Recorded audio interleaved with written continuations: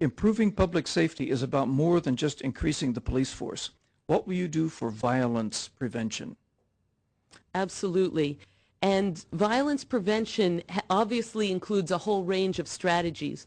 One of the things we need to acknowledge is that more than 50% of the crimes committed in Oakland are committed by people re-entering out of the prison system. And we have a completely broken correction system that does not help people turn their lives around, and then they dump people back on the streets of Oakland with no plan of what's supposed to happen with them. And more than 50% of the crimes committed in Oakland are caused by that. We need to be willing to support re-entry programs that work, that are genuinely effective. For example, Acts Full Gospel Church runs a re-entry program that is widely reported to be one of the most effective out there. And we should be working with groups like that that provide an opportunity for people re-entering to get job training, skills training, and life training, and really turn their lives around so that we stop the cycle. We also need youth programs, and that's time. Okay, thanks. Ms. Hamill.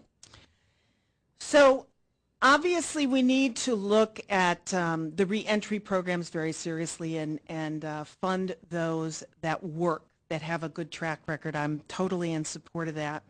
Beyond that, the most important element of preventing violence in Oakland, I believe, is to get to children before they get a gun in their hand. In other words, we know in our public schools, by the time a child is in second grade or third grade, when they have experienced an exposure to violence, we can tell, teachers can tell, educators can tell it. They're put in a very difficult situation a lot of times because they don't have the resources at school sites that they need.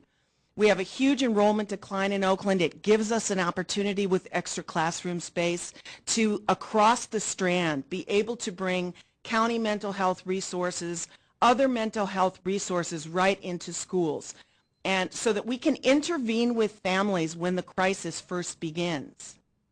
Thank you. Now, we're about out of